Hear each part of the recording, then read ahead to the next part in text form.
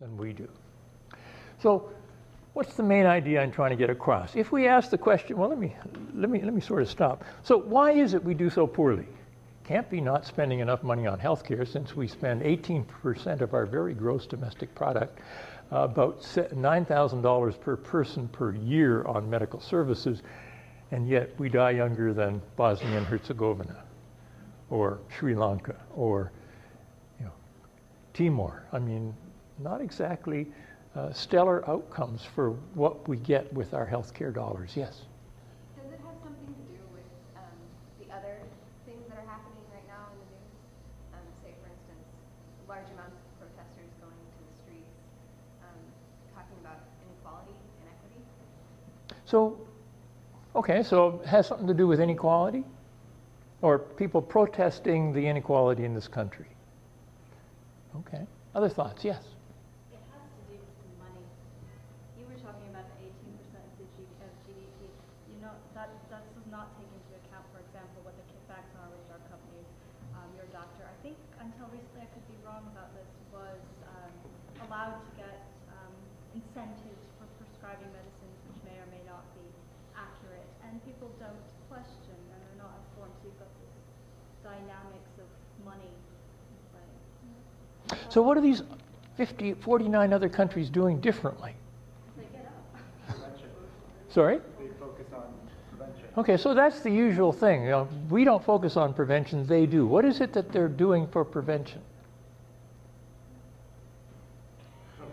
Okay. Huh? Everything. Everything. Give me an example of something that Bosnia and Herzegovina, war-torn, horrible atrocities, is doing that prevents deaths that we're not doing. Communities are walkable. Okay. That's one example. All right.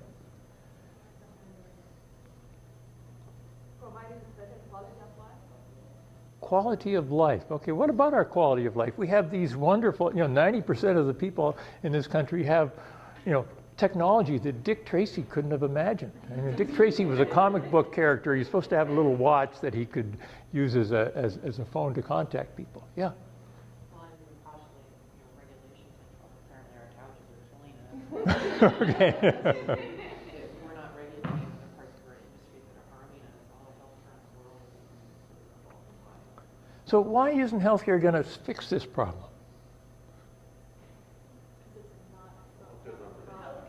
A lot of top-down. Sorry? Healthcare isn't health. Yeah, health. If you ask most Americans, do you want health or health care, they're going to be very confused. They say, isn't it health? Aren't they the same? You're hoping for the home run at the bottom of the ninth, to use your baseball metaphor, instead of putting in the hard work at the beginning of the game. So here's an example maybe of what prevention might mean.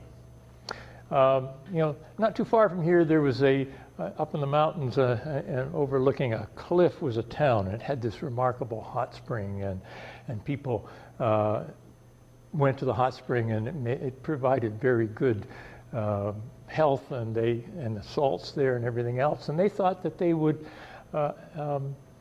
maybe develop a touristic economy based on this hot spring, and they would welcome people to come and enjoy and take the bath and take the cure and be really healthy. Only problem was there was only one road to the town, and it came right up to the edge of a big cliff and then turned left to go into the town. And so as they developed this touristic economy, a car would come up towards the edge of the cliff and not see the turn left sign and careen across the cliff and crash in the valley floor. And the townspeople worried after a while that if this continued, that they would lose their revenue from the tourism, and so that typically they said, we need to get some advice on what to do. So they asked for consultants to come in who reviewed the problem and evaluated it and said, and finally they came to a consensus, and they had a town meeting and they presented their report. And the way to solve the town's problems would be to build a state-of-the-art trauma center at the bottom of the cliff. Okay? That's maybe the kind of prevention that we need to think about. Okay, so where am I going? The strongest factor affecting the health of a population, and studies are uniform on this, is the caring and sharing nature of social relationships.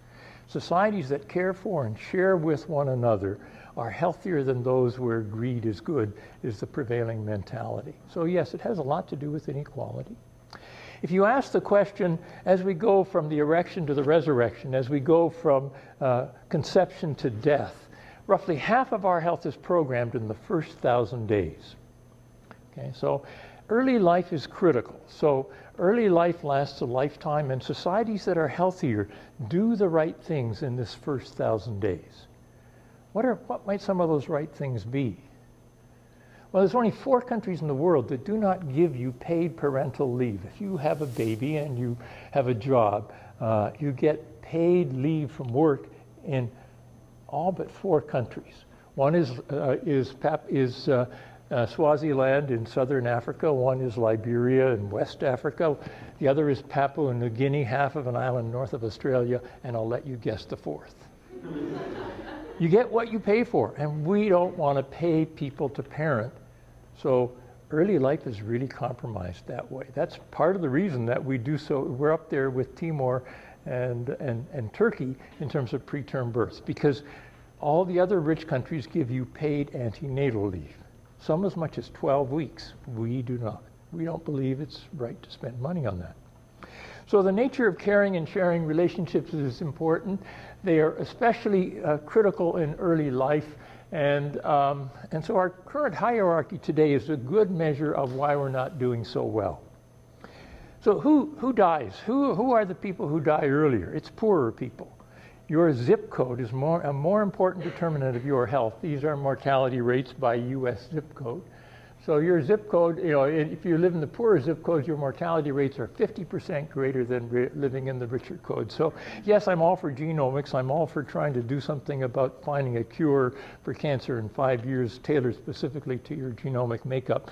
But I think I prefer to be born in a wealthy zip code. This is true everywhere you look. Inequality is the key factor affecting health. Your socioeconomic status, especially in early life, is what predicts your health. So these are our survival rates on the Titanic. So if you had a first class ticket, 60% chance of being alive. Second class, 40%. Third class, 25%. Crew, 24%. We have to start to pay attention to these ideas in this country. So inequality is key, and a study from Harvard said, what if we had the inequality of the healthiest, sorry, I'm not used to this pointer, of the reference healthiest countries, the Scandinavian countries, we would have about 880,000 fewer deaths a year if we had their levels of inequality. That's 1 death in 3 in this country. It's sort of like a 9/11 happening every 30 hours continuously. 24 hours a day, 365 days a year. That's what structural violence is all about. That is, we create a society of inequality that kills us through the usual diseases. It's not planes crashing into towers and towers coming down. We die from cancers and cardiovascular disease and metabolic syndrome and all of those things. What do our august bodies like the National Institute of the Institute of Medicine say? Exactly what I told you. More egalitarian societies, those with a smaller gap between the richest and the poorest, have better average health. Key thing then, poorer people have poorer health, and early life is critical, the first 1,000 days. So where does healthcare fit into this? If early life is so important, does medical care have a pill, a patch, or a procedure? By the way, I worked for 35 years as a clinical doctor, so I played the game. I came to realize it doesn't really do very much. It's, I did man the trauma center at the bottom of the cliff. I was an ER doc, and it wasn't really doing the job. So in our conventional model of disease, we think that we're healthy until we have a risk factor, catch a disease, and then we need medical care. But most diseases are programmed very early in life, and that's really critical. So our healthcare system is very intervention-oriented. Name it, blame it, tame it.